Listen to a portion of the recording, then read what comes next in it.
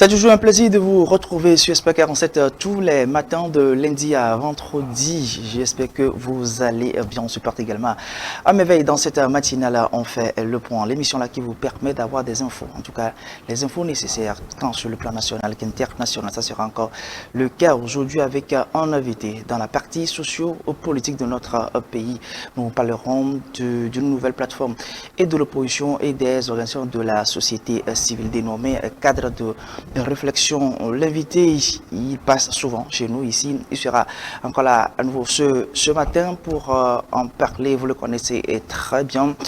Francis Pedro Amouzou, qui est le secrétaire national chargé des relations avec les médias au niveau de l'ANC, parti politique de l'opposition. Il sera notre invité. Francis Pedro Amouzou, le secrétaire national chargé des relations avec les médias au niveau de l'Alliance nationale pour le changement ANC. Mais il ne sera pas seul. L'autre visage, vous le connaissez, c'est vrai qu'il a disparu un peu de notre émission, mais il nous revient aujourd'hui voilà, avec notre invité. Je vais commencer même d'ailleurs par lui. Fredo, bonjour. Bonjour Herman. Comment? Ça va ici toi? Oui, ça va aussi, ça fait un bon moment. Oui, vous savez, à un moment donné, il faut prendre du repos et avant de se relancer dans les activités. D'accord. Bon, lui aussi, vous le connaissez. Si vous êtes jeune, peut-être non. En tout cas, nous, on l'a connu parce que c'est l'un de nos doyens. Aujourd'hui, Francis Pedro, bonjour et bonne arrivée une nouvelle fois. Bonjour, cher ami. Bonjour à vos téléspectateurs et à vos téléspectatrices. Merci pour l'invitation. À chaque fois que nous pouvons répondre à vos sollicitations, nous le ferons. Parce que, d'abord, vous remercier pour le grand travail d'information que vous faites. Et ça, et surtout dans un pays où c'est très difficile d'exercer notre métier. J'en sais quelque chose et je vous félicite pour cela. Vous nous revenez aujourd'hui, pas forcément pour parler de l'ANC directement, mais pour nous parler d'une plateforme, une nouvelle plateforme que vous dénommez cadre de réflexion. Je rappelle que ça a été porté sur les fonds baptismaux le 3 mars dernier. Il y a les partis politiques de l'opposition, mais aussi les organisations de la société civile. Alors, concrètement, parlez-nous-en. Pourquoi cette nouvelle initiative? Quelles sont les motivations derrière? Merci. Vous savez que la constitution d'un pays nécessite de la réflexion, dans un premier temps. Et c'est après avoir réfléchi et planifié les actions de développement qu'on peut se lancer dans la constitution du pays.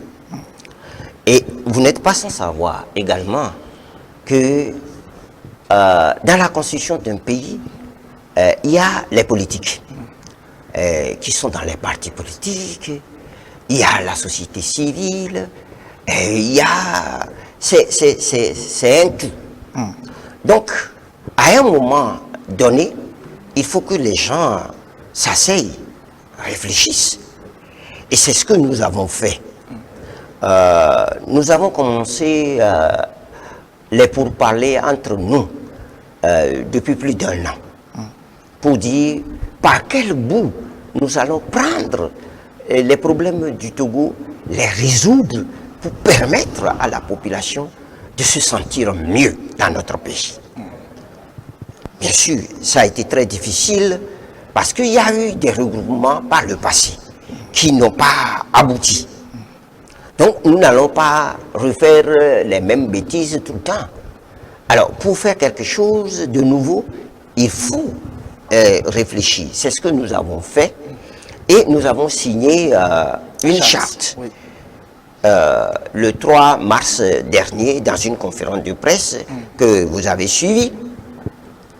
Cette charte-là a pour... C'est un seul objectif. Remobiliser la population togolaise, remobiliser le peuple pour s'articuler autour des problèmes de notre pays. Lesquels concrètement? Ou bien tous les problèmes sociopolitiques? Vous savez que le Togo a plusieurs problèmes. Nous avons des problèmes politiques. La gouvernance est acariâtre. La gouvernance actuelle. Je l'appuie, j'appuie ça avec beaucoup de... est acariâtre. Les Togolais ne se retrouvent pas dans leurs dirigeants. Les dirigeants ne font rien pour le peuple togolais.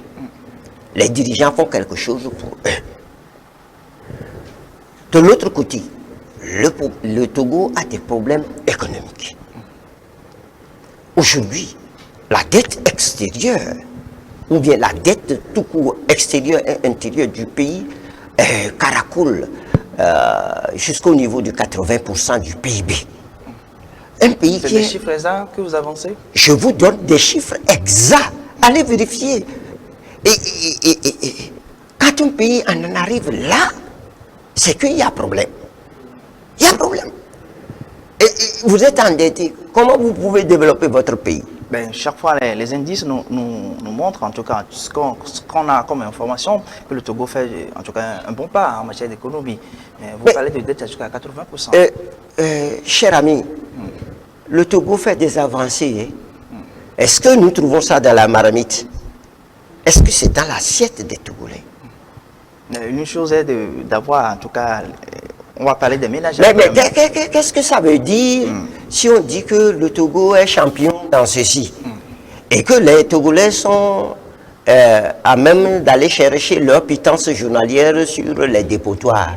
Qu'est-ce que ça veut dire? Qu'est-ce que ça veut dire la paperasse? Qu'est-ce que ça veut dire le blablabla politique? Et nous savons que mais ces choses-là, ces scores-là qu'on nous attribue, c'est des scores qu'on négocie quelque part, nous le savons. Vous avez dit.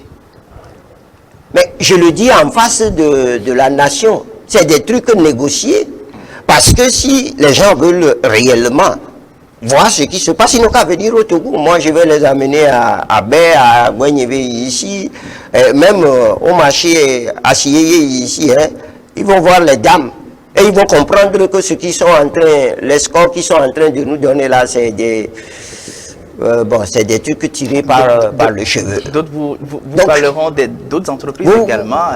De l'autre côté, socialement, oui. Regardez ce pays. Hey, qu'est-ce qui va? Vous prenez les artistes, zéro.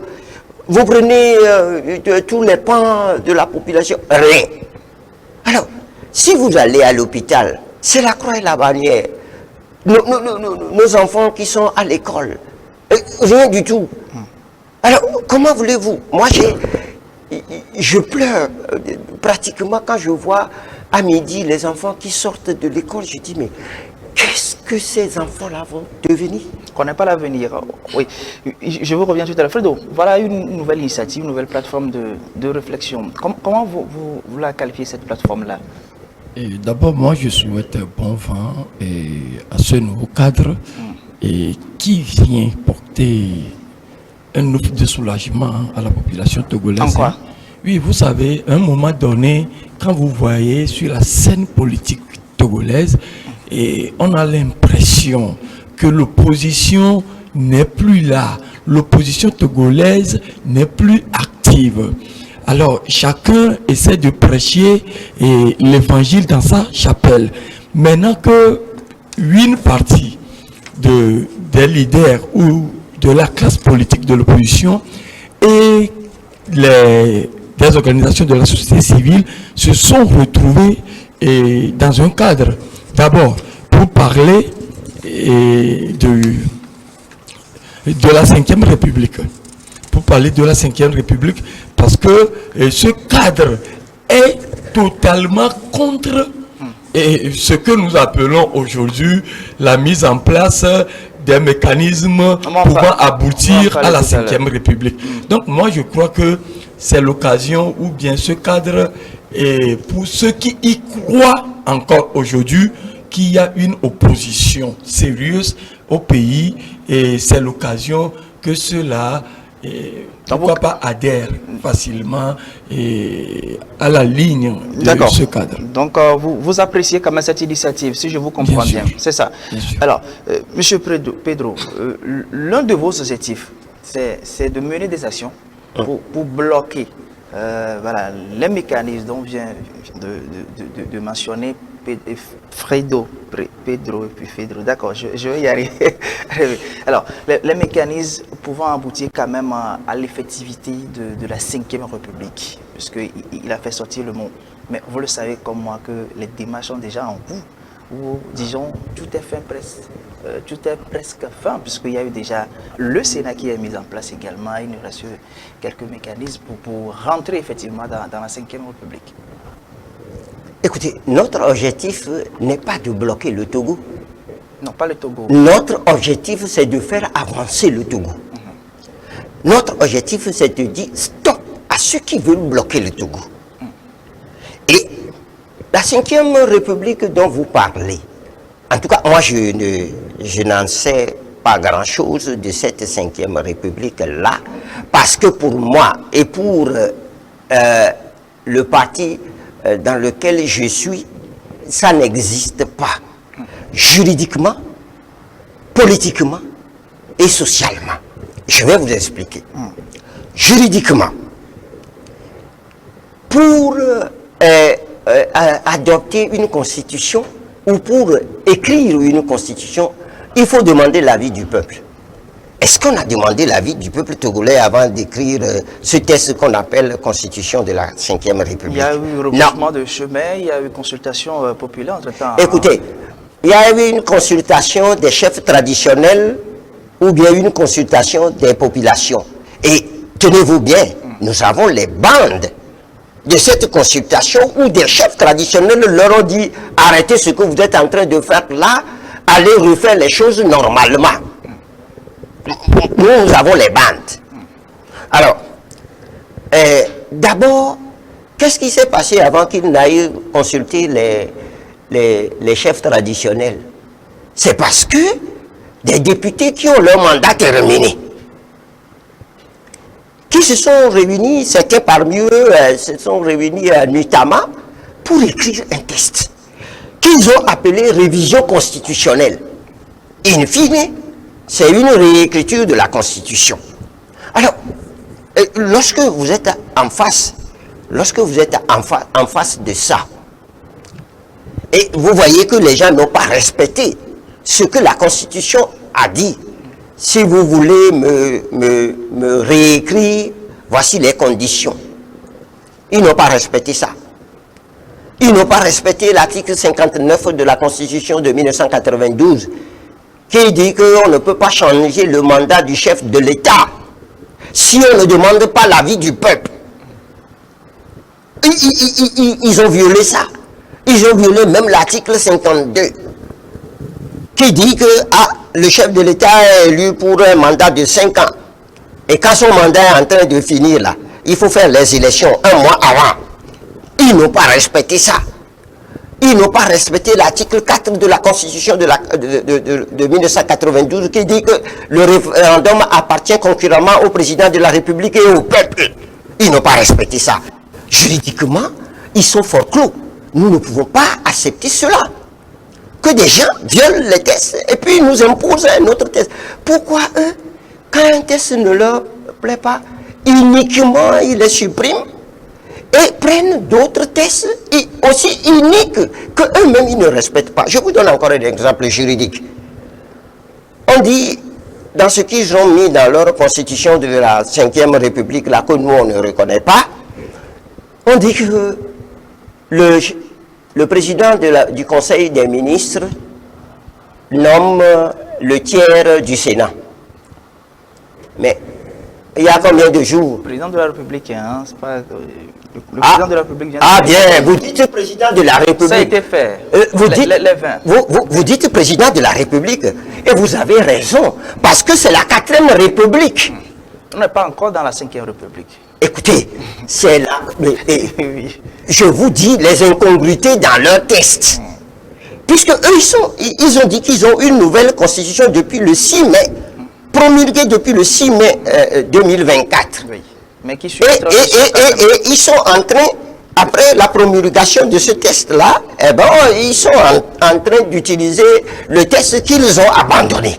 Mais c'est dans quel pays on fait une embrouillamini comme ça? Il y a une transition pour rentrer effectivement dans la 5e République, M. Pedro. Juridiquement, demandez aux juristes. Ils vous diront, dès qu'une constitution est adoptée là, on suit. Elle est d'application immédiate. Moi, je ne suis pas juriste, hein, mais j'apprends. Elle est d'application immédiate. On ne dit pas, bon, on a pris la constitution qui est la loi générale, on l'a pris, mais bon, c'est dans 20 ans qu'on va l'utiliser. C'est dans quel pays on fait des trucs comme ça? Mais dans les tests aussi, il y a des dispositions transitoires. Des dispositions transitoires qu'on peut mettre quand même dans des tests. On les retrouve les dispositions transitoires ne changent pas, c'est-à-dire ne remplacent pas la Constitution. Écoutez, puisque nous parlons des tests. Non. Écoutez très bien. S'il vous plaît, nous sommes en face de ce peuple-là et nous devons vraiment être justes en leur parlant, en leur disant ce qui doit être fait. Alors, cette constitution-là, qui a été promulguée, moi qui suis ici, j'ai deux versions. J'ai dit deux versions. De cette constitution, c'est ça? De cette constitution-là, promulguée le même jour, et deux tests différents. Je me demande quel est le test qu'on est en train d'utiliser. Moi, j'ai les deux journaux officiels, de même numéro et de même date. Je les ai. Et on me dit que je dois accepter ça comme ça. Non, je n'accepte pas. Et ça, politiquement, ce n'est pas bien. Lorsque vous êtes dans un pays, vous ne pouvez pas vous imposer au pays. C'est le pays qui vous en impose. Donc la constitution est du ressort exclusif du peuple. Donc vous voyez... Vos revendications, d'accord, on les connaît maintenant, mais concrètement, qu'est-ce que vous voulez faire? Parce que j'ai dit vous voulez mener des actions, en tout cas pour ce que je sais, pour mettre fin ou pour bloquer quand même l'évolution de cette 5e République, mais revenir surtout à la 4e République. Mais qu'est-ce que vous voulez faire? Les actions concrètes pour amener à vos objectifs. Oui, vous avez vu que quand nous avons signé la charte le même jour, nous avons mis en branle une action. C'est-à-dire, le 23, nous allons faire une manifestation un meeting, pour expliquer au peuple ce qui se passe dans notre pays. Et demander au peuple de dire, ce qui se passe là, si vous ne faites rien, eh bien, ce pays-là va être détruit. Oui. C'est ce que nous allons faire. Le 23... Faire quelque chose, c'est-à-dire... Puisque là-bas n'est plus à leur niveau, hein, c'est au niveau des deux chambres désormais. Qui vous dit ça? Oui. Ce que vous appelez chambre là, ils sont au-dessus du peuple? Qui vous dit qu'ils sont au-dessus du peuple? C'est des élus du peuple. Des élus. Ah non, ils ne sont pas au-dessus du peuple. C'est des élus du peuple. Je vous donne l'ordonnancement de la Constitution. Oui, l'Assemblée nationale, par exemple... Prenez le préambule. Celle qui représente quand même le peuple. Non, n'est-ce pas? Ils représentent le peuple. Oui, ils ne sont pas le peuple. Oui, mais mandataire quand même du peuple. Mais si vous êtes mandataire, c'est ce que le mandat vous dit, c'est ce que vous faites. Vous ne faites pas ce que le mandat ne vous a pas dit. Ceux que vous appelez là, je ne sais pas comment vous les appelez, eh bien, ils sont des mandataires. Et le peuple leur dit, vous ne pouvez pas faire ça. S'ils sont en train de le faire, le peuple doit leur retirer le mandat qu'il leur a donné. C'est de ça qu'il s'agit. Et c'est ce à quoi nous voulons que le peuple aille. Et nous allons le faire. Vous savez... Faire quoi concrètement? Oui, parce que vous avez dit que vous allez expliquer au peuple ce qui se passe. Si vous l'action après. Mais l'action après, Oui. vous voulez que je vous sorte l'article 150 de la Constitution de 1992? C'est ce que vous voulez? Parce que nous, Qui parle de désobéissance. En fait, nous l'avons dans notre déclaration liminaire. Par rapport à cet article, on parle de désobéissance. L'article 150 de la Constitution de 1990 donne tous les droits au peuple. Oui. Lorsque quelqu'un veut vous gouverner par la force, vous prenez tous les moyens. Je dis, vous prenez tous les moyens pour l'arrêter.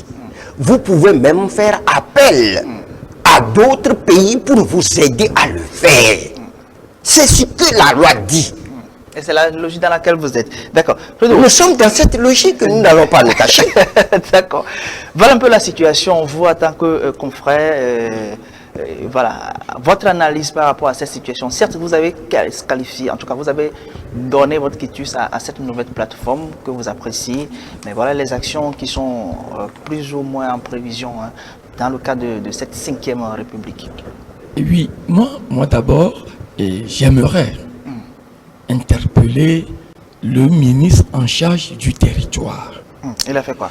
Non, c'est-à-dire, je crois que ceux qui font partie ou ceux qui sont les premiers responsables de ce cadre connaissent très bien les thèses qui régissent notre pays. Alors, et ça va faire très mal d'apprendre ou d'écouter à la veille de ce meeting que le ministre de la Sécurité, le ministre en charge du territoire ont interdit ce meeting. C'est-à-dire, moi j'aurais souhaité à leur place inviter même, pourquoi pas les militants et les militantes du parti Unir aussi à aller écouter le message que ces leaders ont apporté au peuple togolais.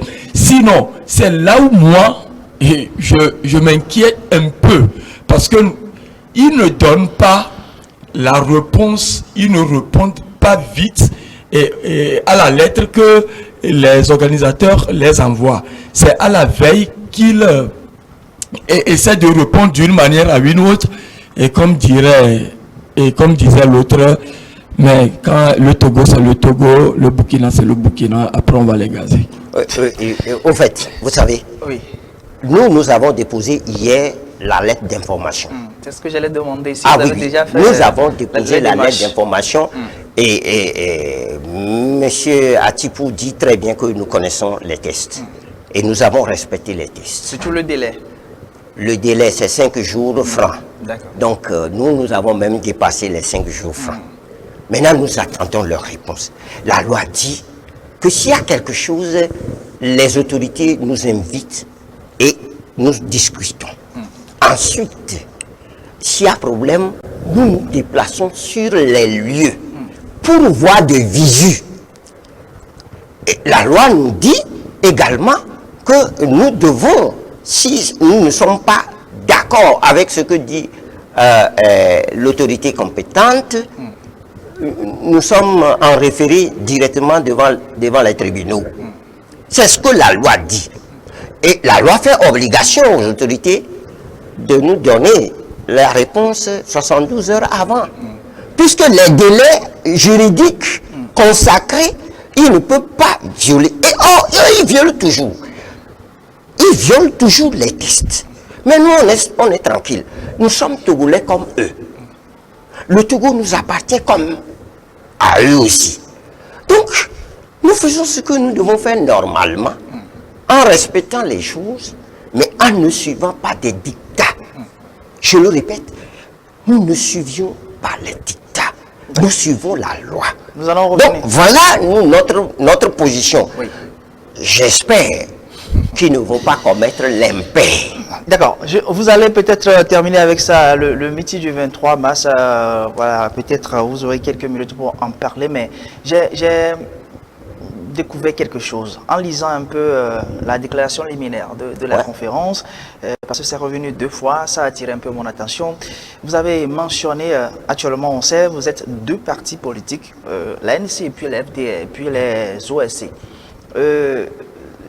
bon, ça, je vais poser cette question, mais vous avez invité d'autres personnes, d'autres entités à vous rejoindre, mais tout en précisant, si je cite un peu ce qui est mis, une base de collaboration. Vous avez parlé de solidarité, vous avez parlé de confiance. Les deux mots sont revenus deux fois dans le même contexte. Pourquoi vous insistez sur une base de collaboration et de confiance et de solidarité? Juste. Quelle lecture nous devons nous en...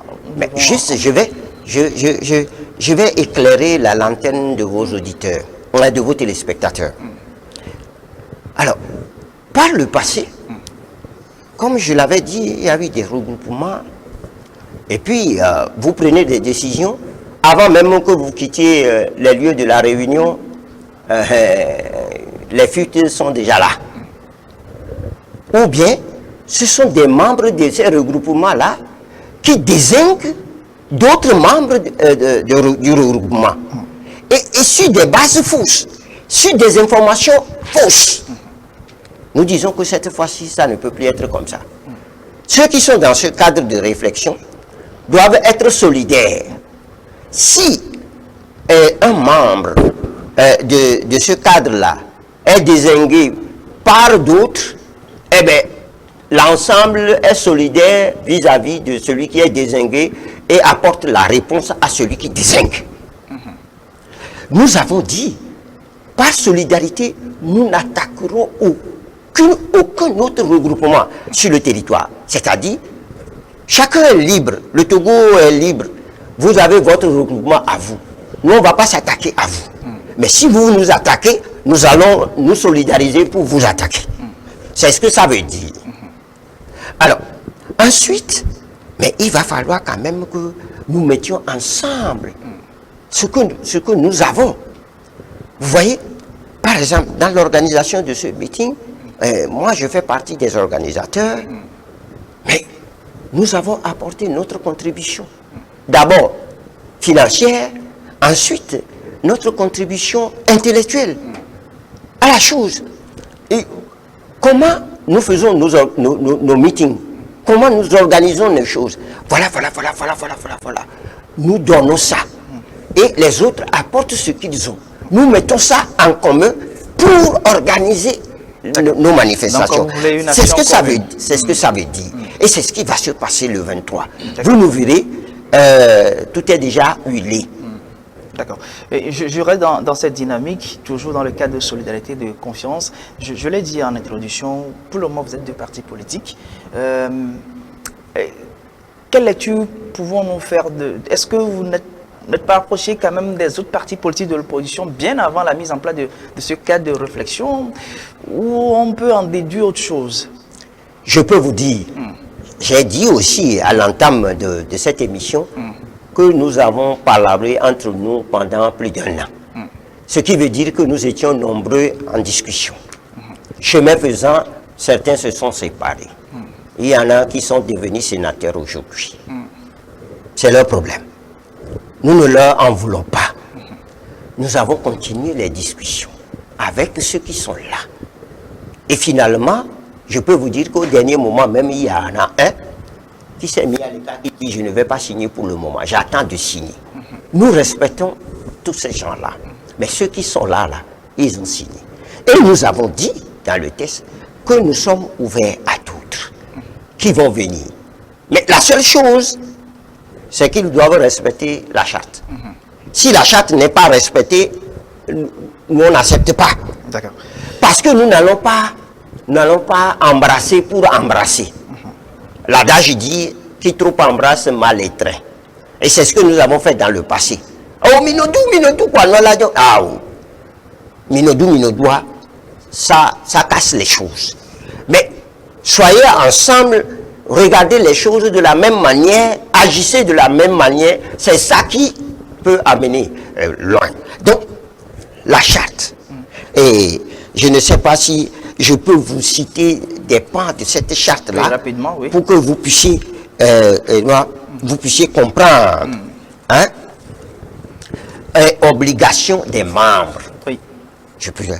Les membres du cadre s'obligent à respecter les dispositions de la présente charte, s'abstenir individuellement ou collectivement de tout acte de compromission susceptible de porter préjudice à l'atteinte des objectifs.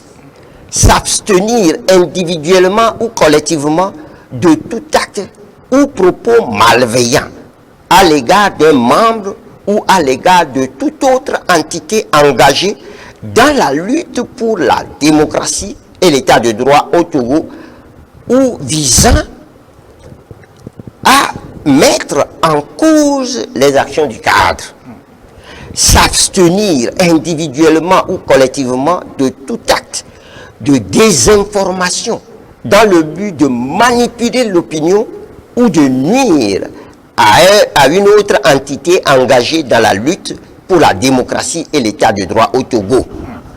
Cultiver et entretenir le climat de confiance indéfectible, d'entente cordiale, d'harmonie et de solidarité entre les membres.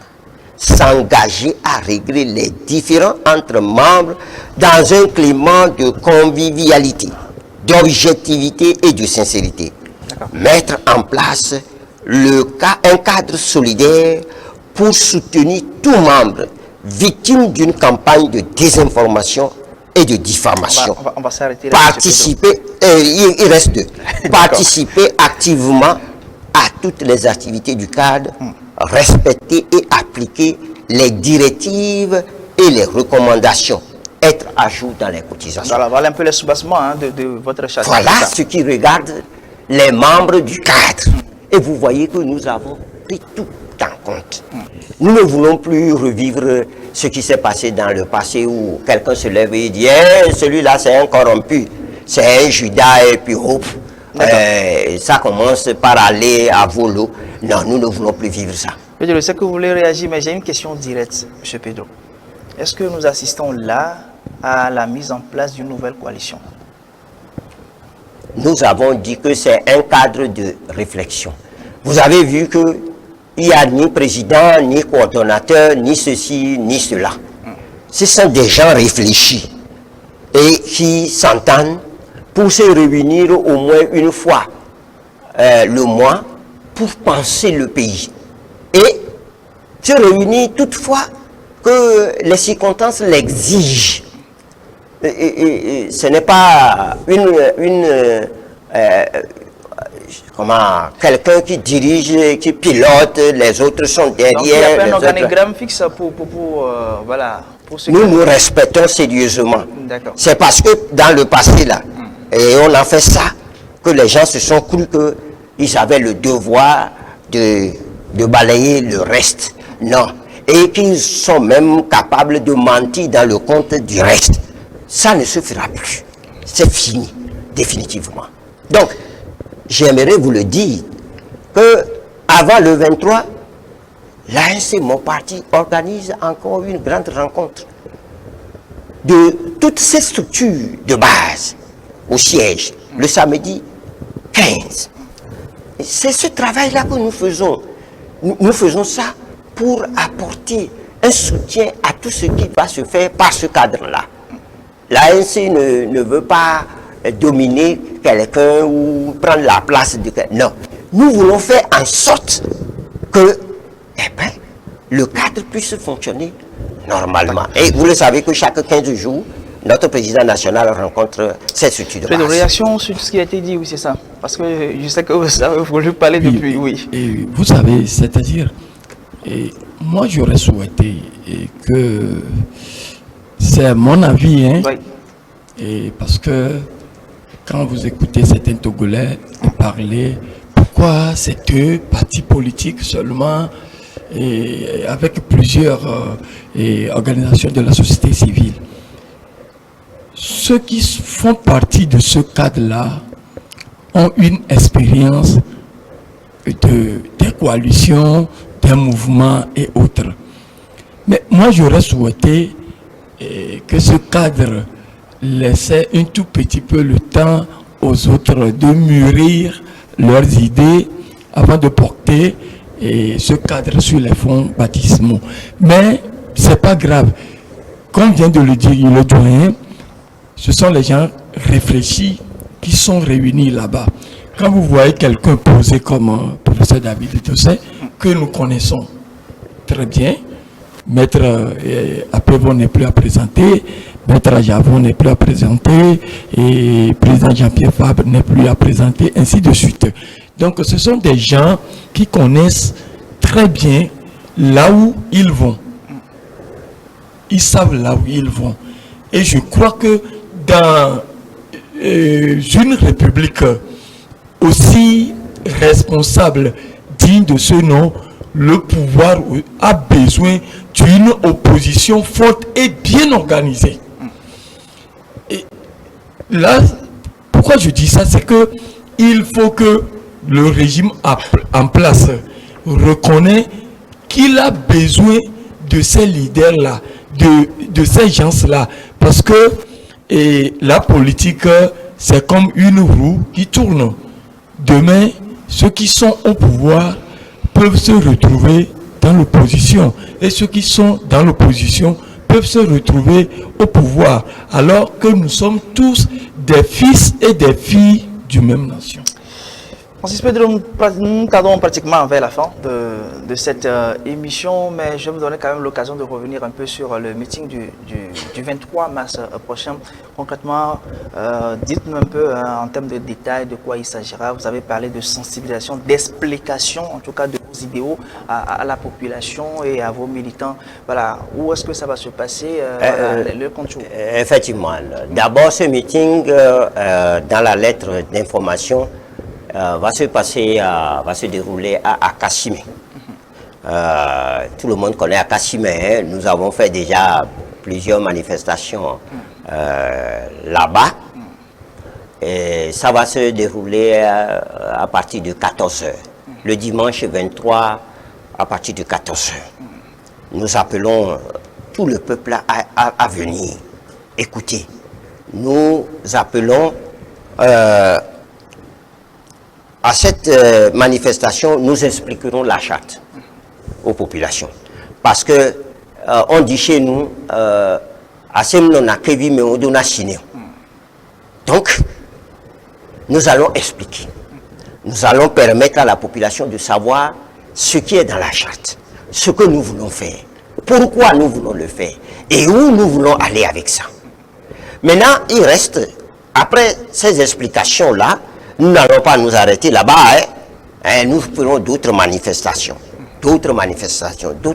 jusqu'à ce que le peuple togolais se rapproprie de la charte. S'approprie la charte pour dire c'est notre affaire. Nous allons la prendre, nous allons fonctionner avec. Et nous allons le faire sur toute l'étendue du territoire. Donc, le dimanche 23 à Kassimé, voilà ce que nous allons faire. Expliquer, donner la parole au peuple pour dire qu'est-ce que vous pensez de ça? Parce qu'on ne gouverne pas sans le peuple. On gouverne pour le peuple.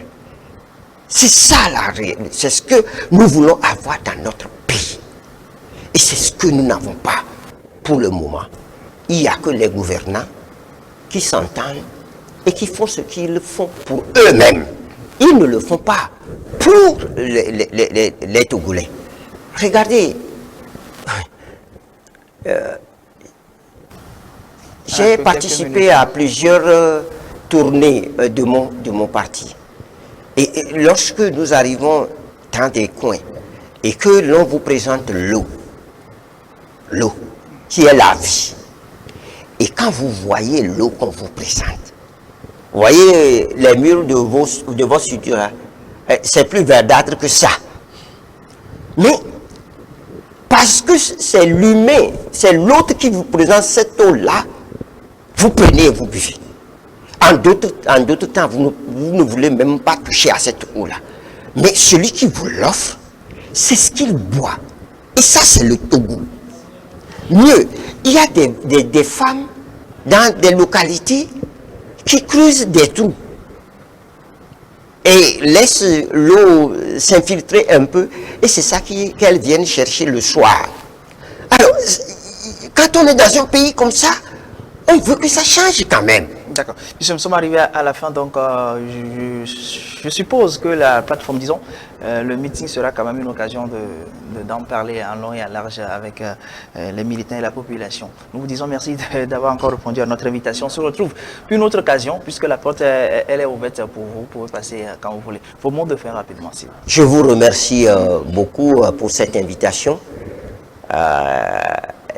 Ce remerciement vient de la part de mon parti et également du cadre, puisque je fais partie, mon parti fait partie du cadre, pour vous remercier, vous réconforter même pour le travail que vous êtes en train de faire.